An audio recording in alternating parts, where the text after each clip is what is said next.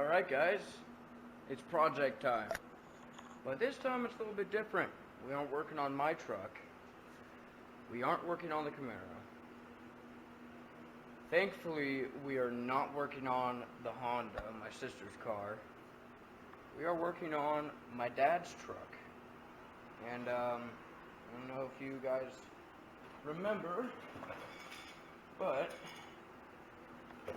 got him a good old, if I can get the box to cooperate with me. Yeah, there we go. We got him a good old Fabtech leveling kit. So yeah, we're going to be leveling his truck. His truck is a 2017 Sierra. So basically a Chevy, but with a different badge on it, you know. And it should be pretty easy. It's just it's a little, oh man, what's the word? I am losing my mind. I swear to God. Just give me a second.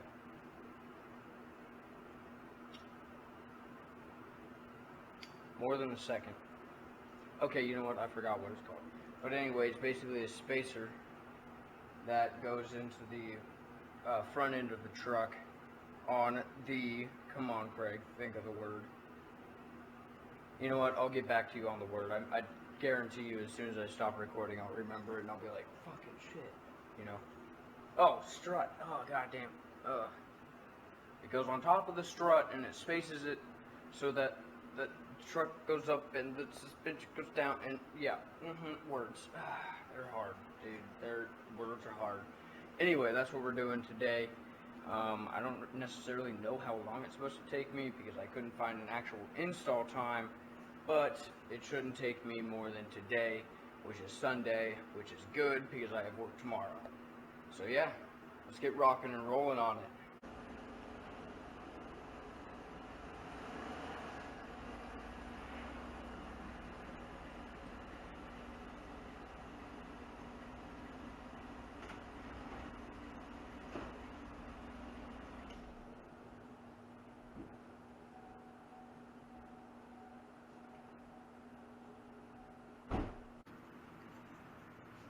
Alright guys, so obviously first step in every single project that you do when you're dealing with anything that's electronic, and with this truck being new, there's actually quite a bit of electronics just in the wheels.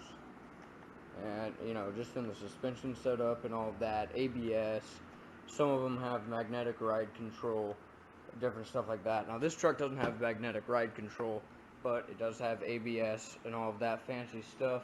So gotta disconnect your negative battery cable.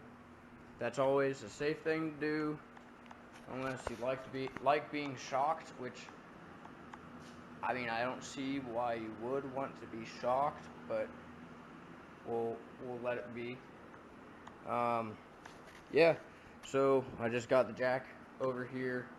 Jack stands are still right over there behind the boat, but we'll get those in just a second. Get this baby jacked up, get the wheels off, and get rolling on the project here. So let's see, where'd I put that driver's side? Oh, right here. Alright, so this right here is what we're dealing with.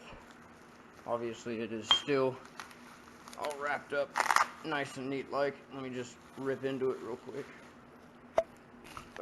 So this is what we're working with right here. It's got 6 holes, obviously 3 for the stock mounting, and then 3 for the aftermarket mounting that is going to be going from here to the actual tower where it connects to. Let's see, hardware I have over here. So we got all the good fix-ins. We got 6 actual bolts for the new assembly stuff. We got some lock nuts, as you can see, some Loctite, and an assortment of lock washers, copper plated washers, different stuff like that. And that right there, and along with this is the other one. This is for the passenger side. I mean, it doesn't really matter, they're universal. You can put them on driver, passenger, driver, whatever you want, but you know what I mean. So we just have these 2 bad boys right here, and then all these nuts and bolts with the Loctite, and yeah, that's all you need. And then you need assortment of tools and all that. You do need a cutoff wheel, because with this 2-inch, the actual I guess studs that are in the tower, or in the actual strut, they are longer than the actual spacer, so you have to cut them flush so that it doesn't interfere with the tower when you go to bolt it up. That's one thing that you will have to have, is a cutoff wheel. If you're afraid of that, might not be the way to go. If you really want to stay away from that, I feel like the only solution would be probably a 4-inch lift. Fabtech has 4-inch lifts for this generation of truck, and the new generation now, actually. So yeah, they have all of what you want and what you need. They definitely do. So, I mean, I'm not sponsored at all by Fabtech, but I will say I like their products and I trust their products. And if you want to get them, you definitely should. Don't hesitate. It is a little bit up in the price range. You know, you could go to Rough Country. They're still a good lift company, but I preferably like Fabtech. I don't know. I guess I just like spending my money. But anyway, let's get rolling with it. This job shouldn't take too long unless I talk y'all heads off, which is a possibility. But oh well, it is what it is. Let's get it. Alright guys, I found a good spot to get kind of a time lapse of this project. I have you hooked up to an anchor charger, which I hope will last, because I'm pretty sure the battery in this camera is shot, because it will not stay on if I don't have it plugged into something. So, if video cuts off, that's the reason why. The little portable charger died. Alright, so yeah, we're gonna get going on this. I just loosened up the lug nuts, about to jack up the truck, get up under there, take the wheels off, and then continue on. I'll probably reposition you guys so you guys can actually see what I'm doing over on the actual strut side of things. And yeah, we'll get going, and I hope you guys can follow along. It's gonna be fun.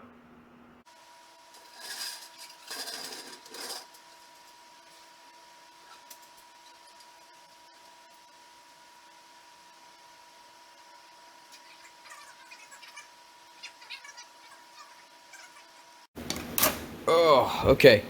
One thing I do want to do before we get started, guys, is I want to measure the height from the bottom of the fender to the ground. I want to see if this is a true 2-inch lift.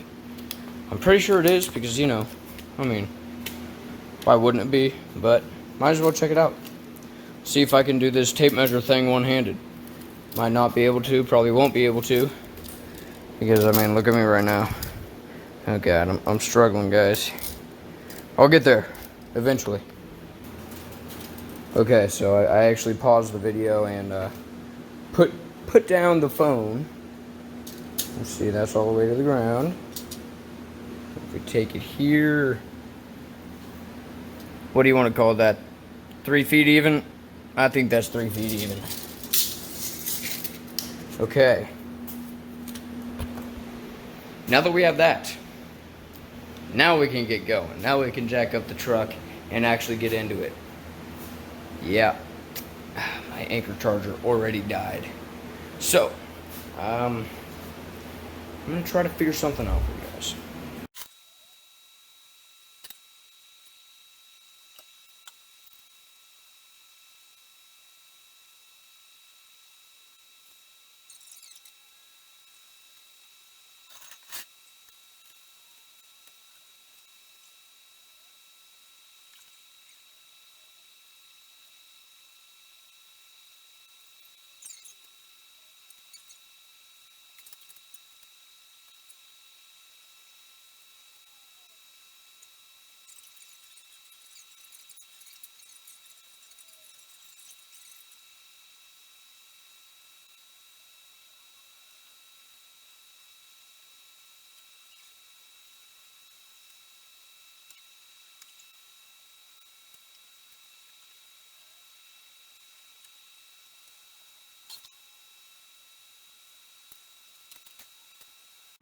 Okay guys, so first step, once you get the tire off, obviously, first step is to this little bracket here, a bracket here, and then also this plug that's up in here, this bad boy right there. Focus, that bad boy. You gotta disconnect that so that you got some free room to wiggle with when you want to disconnect the actual upper ball joint from the knuckle, from the upper A-arm. And then once you get done with that, you are going to move on to tie rods. As you can see here, got all the instructions. There's the actual bad boy right there, that's that. And then you got the bracket, which I've already disconnected because it was just right there, and I was like, whatever, we'll play with it a bit. Then upper ball joint and tie rod. Then after that, that gets into the actual strut removal. You take down the strut, and then you shave it down and put on the spacers and put it all back up together, and then you do it to the other side. Yeah. Pretty good progress so far, even though I've only undone one bolt and taken off one tire. That's how it goes.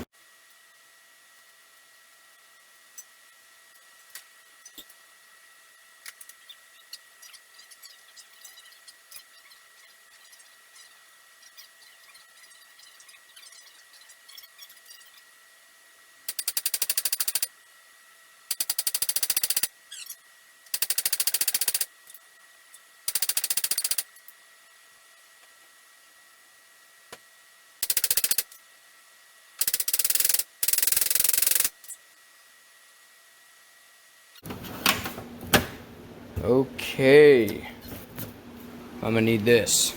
So,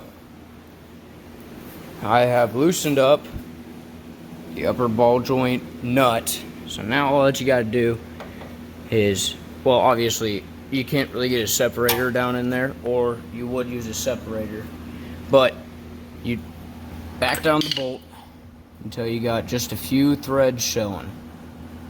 You don't want too many threads. You don't want too little. You don't want the nut hanging off of the actual threads. And I don't know why my phone isn't focusing, maybe because it doesn't have a lot of light. Yeah, there you go. So, as you can see, I just have a few of the threads showing. You don't want the nut hanging off over the threads, because then you have the possibility of, once you actually pop this knuckle loose, it stripping the threads off, the nut falls off, and you have to get a new upper ball joint. So that's important to keep in mind. So I'm gonna get after this, swinging at it, bam, you know, and I'll get back to you once it is disconnected. Okay, as you can see, ball joint is disconnected, and now it's resting on that nut completely loose. So now you can take that nut the rest of the way out, and the knuckle will disconnect completely from the upper control arm. And then you move on and do the same thing with the actual outer tie rod, my bad, outer tie rod. And then you can let the knuckle kind of lean back, and you can get into the actual strut. So let's move on to that. And yeah.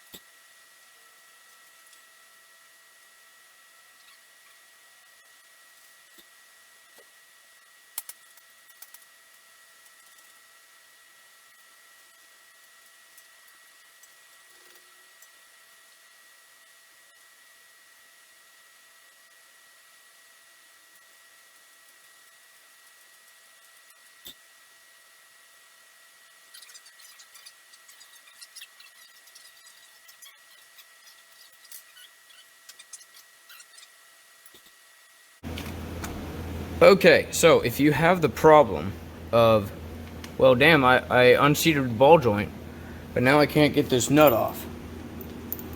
Well, one, that means it's a good ball joint because it's real nice and lubricated still in there. But 2, if you take a C-clamp, doesn't really matter what C-clamp you have.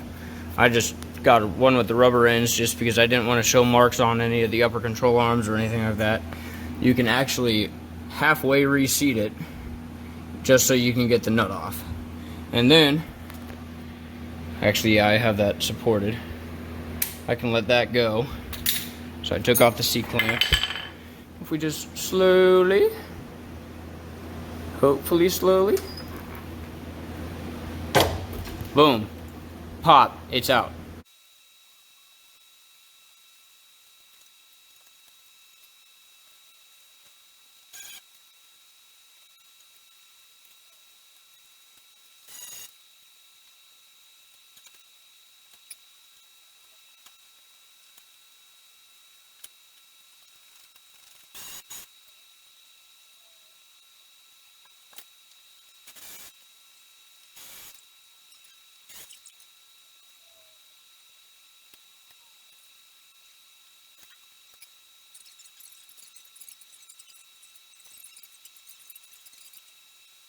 I started on the outer tie rod, and as you can see, it's loose. And hopefully, yep, love that thing. If that thing could reach it, I use it. Because damn, that was easy. Okay, let's move on. So, they want you to disconnect the sway bar end links. So you can do that. I've just taken off the top bolt right now, or I guess nut, top nut. And then after you do that, you can go ahead and lean your actual, I forgot the actual knuckle down, so you can get better access to the 2 lower strut bolts. And those are 15s, which is what I have on this bad boy. Somewhere. See that right there? It says 15. I promise. It says 15. Okay? And then you get those under there. Zap, zap. Get that out. You lean that in. Get the top ones. So on up there. Then you can actually bring it down far enough to where you can set the actual spacer on top of the strut. And then shave off the bolts because they are obviously too long, and then you can reassemble. So let's get going on this. Enough of me talking. Let's go.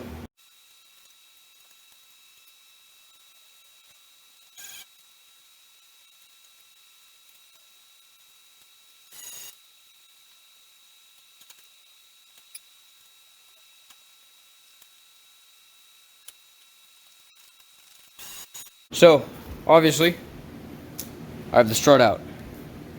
Now the easiest way to do it, basically if you're looking into the truck like this is how it's going to be sitting. And this is the closest bolt to you if you're in the actual fender. Ugh. So what I did is I got up on top with that and the step ladder. I got in and loosened all of them, but left this one with some threads. I took the back 2 out because I knew I wasn't going to be able to reach in there and grab them, right? And then I came back down under here and just unloosened it from right here. And then let it out, let all the slack out of here. All the slack out of the lower control arm. And voila, we're good to go. So what I'm going to do, since I don't want all of that weight on those bearings, I'm going to jack this back up and give the lower control arm a little bit of support while I do the shaving of the bolts and do the install on the actual, oh, and slipped, do the install on the actual spacers. And then we'll catch up with you. Okay, so we have the spacer on here now. It's snug, but it is not torqued down. So what they want you to do here is coil spacer, supplied 10mm nuts and flat washers, which are these bad boys right here. They look like that. Then you got the flat washers. Obviously this is for the passenger side because I already have the bolts on here, or the nuts. and then I want to torque them to 30 foot-pound. So, got my good old trusty Harbor Freight torque wrench, and we're going to go at it. And you always, when you're torquing something, you want to torque it once, and then recheck it. Because it might have changed with when you torque that one, that might have changed just by a foot-pound or something like that. You never know. It's just a safe precaution measure, you know. Okay guys, and now that this is all torqued down, I already shaved off these bolts right here. A little bit dusty and such, but yep, they're all on there. And yes, I know there's a few marks on here, but that's not that big of a deal. I had to get down there with, well, what I had, which is this. So it worked, and I might throw just a little bit of paint on here so it doesn't look like this, but I mean, you're not really gonna see it, so it's fine. So after that, you stick this on back up here, you fasten it to the lower control arm, and you grab these just like this. You got the bolt, flat washer, and then split washer or lock washer, whatever you want to call it, and those replace these. So instead of it being a nut that holds it, it's going to be this whole bolt, which is a very good idea. This just threads on down in there like this. If I could actually get it in. There it goes. Just like that. And obviously, got some thread lock to put on there before you finally put it all together. And then after you do that, you obviously tie rod, upper control arm, reconnect this bad boy, reconnect the center link, center link, whatever the hell they're called. I've lost it. These, you reconnect these, and then you're good to go. Remember, torque specification is very important with all this. And yeah, I'm going to move on to the other side, get that done to this point, and then we're going to continue with the install, and we'll be done.